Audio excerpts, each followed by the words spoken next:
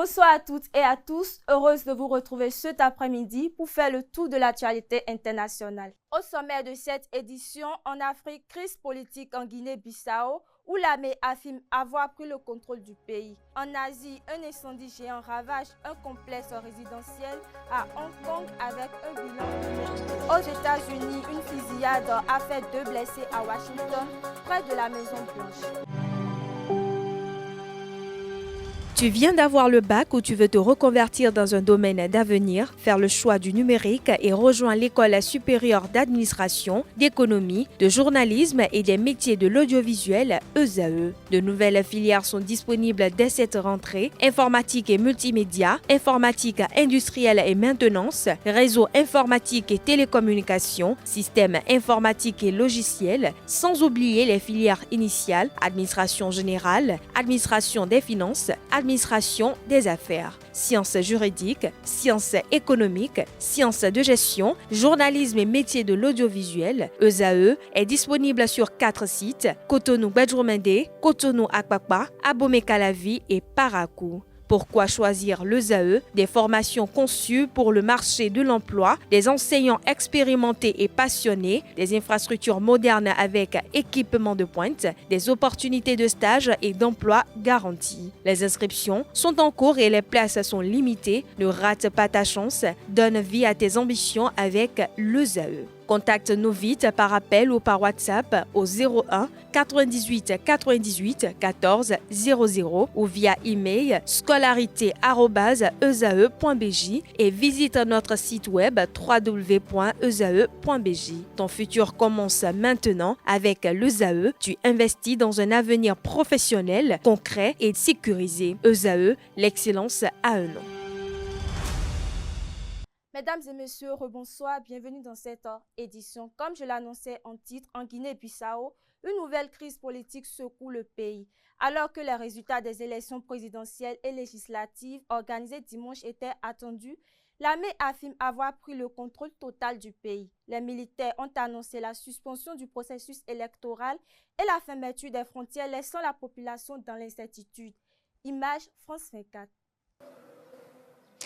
Oui, Julien, c'est bien cela. En fait, des militaires sont apparus à l'état-major. Ils ont fait une déclaration très courte, 5 minutes à peine.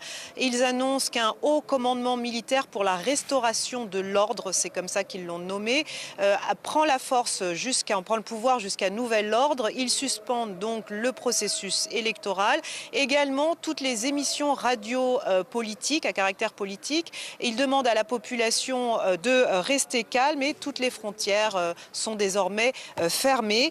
Le président Embalo, vous le disiez, ainsi que le chef d'état-major et le ministre de l'Intérieur sont aux arrêts et ils se trouveraient physiquement dans l'enceinte de l'état-major en bonne santé.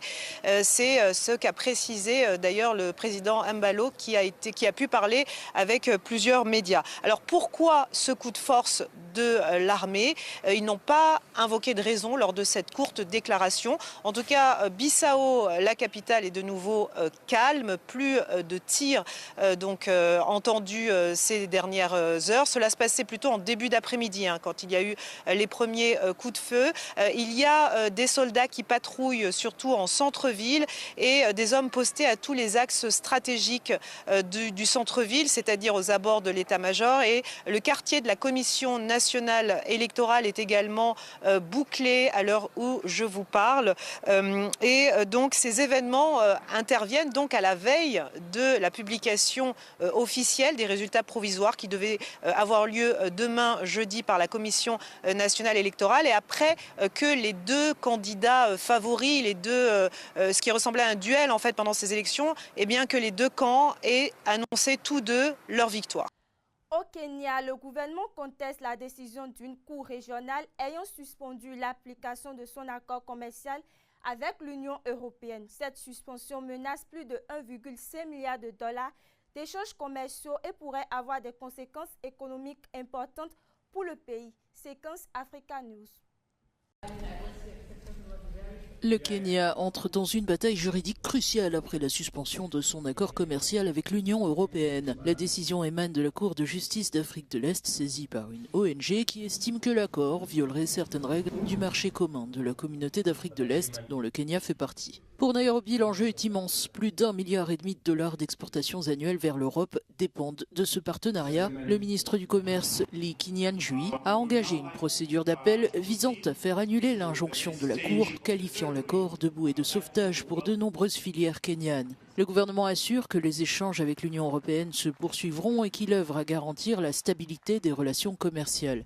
Dans un contexte mondial marqué par l'augmentation des droits de douane américains, plusieurs pays africains cherchent à renforcer leurs relations commerciales avec l'Europe et la Chine. Le Kenya joue ici une partie décisive pour son économie. En Allemagne, le parti d'extrême droite AfD est de nouveau au centre d'une polémique pour sa proximité idéologique avec la Russie.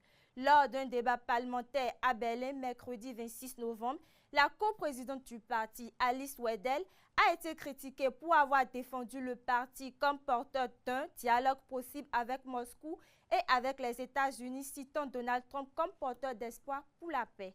Le parti s'oppose aux livraisons d'armes à l'Ukraine et plaide pour des relations normales avec la Russie. Certains élus se sont rendus récemment au bord de la mer Noire pour soutenir Moscou. À Washington, une fusillade a éclaté en plein centre-ville à quelques centaines de mètres de la Maison-Blanche. 2 membres de la garde nationale ont été grièvement blessés et l'assaillant a été touché lors de l'intervention des forces de l'ordre. La zone a été rapidement sécurisée et les autorités locales ont ouvert une enquête pour déterminer les circonstances exactes de l'attaque. Extrait France 24. Mobilisation générale dans les rues de Washington après la fusillade meurtrière de ce mercredi. En début d'après-midi, un individu a ouvert le feu sur des soldats de la garde nationale, non loin de la Maison-Blanche. Les 2 militaires visés sont à l'hôpital entre la vie et la mort. Un suspect a surgi au coin de la rue, a levé son arme à feu et a tiré sur les membres de la garde nationale. D'autres membres de la garde nationale se trouvaient dans la zone. Après quelques échanges de tirs, ils ont réussi à maîtriser l'individu et à le placer en garde à vue en quelques instants. Le mobile du suspect, qualifié d'animal par le président Donald Trump, n'est pas encore connu. Blessé lors de son interpellation, il est lui aussi hospitalisé. Depuis la République dominicaine où il est en déplacement, le ministre de la Défense a annoncé le déploiement de 500 militaires supplémentaires dans les rues de la capitale. Ils étaient déjà plus de 2000. Cela ne fait que renforcer notre détermination. Nous ne reculerons jamais. Nous sécuriserons notre capitale. Nous sécuriserons nos villes. Cela s'est produit à quelques pas de la Maison-Blanche. Cela ne passera pas. Depuis le début de l'été, la garde républicaine est fortement sollicitée. Comme ici à Washington, le président Donald Trump l'a déployée dans plusieurs grandes villes démocrates, accusant leurs maires de ne rien faire pour y maintenir la sécurité et utilisant ces militaires comme soutien à la police de l'immigration. Retour à Washington, l'assaillant responsable de l'attaque contre les 2 militaires a été identifié. Il s'agit d'un Afghan de 29 ans arrivé aux États-Unis en septembre 2021. Les autorités poursuivent leur enquête pour comprendre les motivations et les circonstances de l'attaque. Image TV5 Monde. C'est la pire attaque à Washington depuis le déploiement par le président de la Garde nationale en août dernier pour lutter contre la criminalité et l'immigration. Mercredi soir, les autorités américaines s'interrogeaient toujours sur le mobile de l'assaillant, présenté comme un Afghan de 29 ans, arrivé en 2021 sous l'administration Biden, après le retour des talibans au pouvoir en Afghanistan. Il avait travaillé avec l'armée américaine et la CIA. Pour une raison indéterminée donc, il a tiré sur 2 militaires à 2 pas de la Maison-Blanche. Il était environ 14h15. On a entendu des coups de feu et nous avons couru pour nous mettre à l'abri. Les 2 militaires, initialement déclarés décédés par le gouverneur de Virginie, dont ils sont originaires, étaient dans un état jugé critique dans la soirée. L'assaillant, blessé lui aussi, a été arrêté. Donald Trump prend la parole depuis la Floride, où il passe Thanksgiving. L'animal qui a perpétré cet atroce acte paiera le prix le plus élevé possible. Nous devons maintenant réexaminer chaque personne étrangère entrée dans notre pays depuis l'Afghanistan sous Biden. L'Amérique n'oubliera jamais et ne cédera jamais face au terrorisme. Le président républicain accable l'administration démocrate qui l'a précédé et qui a laissé entrer, dit-il, des millions d'étrangers. Trump annonce le déploiement de 500 hommes supplémentaires de la garde nationale à Washington. La semaine dernière encore, la municipalité démocrate avait saisi la justice demandant le retrait de la garde nationale. Les tribunaux lui avaient donné raison. Hong Kong, un incendie d'une rare intensité continue de ravager un vaste complexe résidentiel. Plus de 800 pompiers restent mobilisés pour tenter de maîtriser les flammes. Extrait France 24. Dans le ciel de Hong Kong, un immense brasier. Le bruit assourdissant du craquement des échafaudages en feu. L'incendie est en train d'emporter 5 tours de 30 étages, sous les yeux de ses habitants impuissants. J'ai entendu un grand bruit. J'ai vu l'incendie, j'ai fait mes valises et je me suis enfui. Je me demande juste où je vais dormir ce soir. Je ne peux pas rentrer chez moi. Voir tous ces incendies partout, c'est terrible. Les pompiers luttent depuis maintenant 12 heures. Le feu, incontrôlable, s'est propagé en pleine journée, à toute vitesse, alimenté par des échafaudages en bambou. Les pompiers, en urgence, ont réussi à évacuer des dizaines de blessés et des centaines de résidents menacés par les chutes de débris. Tout le monde a crié « Sortez! Sortez vite !» Le feu est passé d'une tour à l'autre. On a entendu des explosions. Y a-t-il un risque d'effondrement? Il est encore trop tôt pour le savoir. Les moyens des pompiers semblent dérisoires face à l'ampleur du feu. La température à l'intérieur des immeubles est très élevée. Il est très difficile d'y rentrer et de monter aux étages. Combien de personnes encore piégées à l'intérieur de ces immeubles d'habitation? Sur cette photo, la détresse d'un homme, sans nouvelles de sa femme. Bilan provisoire des autorités ce soir, 36 morts, 279 personnes portées. Terminons toujours par Hong Kong où les autorités locales font état de 36 morts et de 279 personnes portées disparues dans le même complexe résidentiel. Les secours continuent de rechercher d'éventuelles victimes. Image TF1 Info. Le bilan de ce gigantesque incendie est tragique et surtout il évolue rapidement. Alors à l'heure actuelle, on dénombre 44 morts, 45 personnes en état critique et 279 portées disparues. Ce sont des personnes qui ont été piégées à l'intérieur des tours hier quand le feu s'est propagé et dont les proches n'ont toujours pas de nouvelles à l'heure actuelle.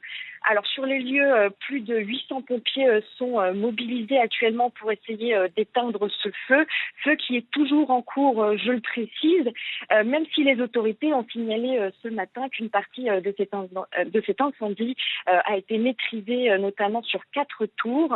Alors cet incendie s'est déclaré hier dans l'après-midi dans le quartier de Tai Po, dans le nord de Hong Kong. Tai Po, pour le décrire, c'est une cité dortoir où beaucoup de monde réside. Et notamment dans le complexe résidentiel où s'est déclaré le feu, près de 5000 personnes y vivent. C'est donc un quartier avec une forte concentration de population et les autorités ont donc décidé d'évacuer des milliers d'habitants vers des abris temporaires et des logements d'urgence puisque le feu s'est propagé très rapidement et a vraiment englouti ces tours. Ces habitants, ils sont toujours dans l'attente d'une solution. Et ils demandent de l'aide aux autorités. Cet incendie, ce qu'on peut dire également, c'est qu'il est d'une violence inouïe et il a été classé par les pompiers de Hong Kong comme niveau d'alerte 5. C'est le plus haut niveau d'alerte et surtout le plus grave. Cela fait 17 ans qu'un incendie de niveau 5 n'avait pas frappé la ville. Ce matin, les pompiers ont annoncé qu'il faudra certainement toute la journée pour maîtriser totalement l'incendie. Le bilan pourrait... Et voilà qui met fin à cette édition. Merci de m'avoir suivi et à demain.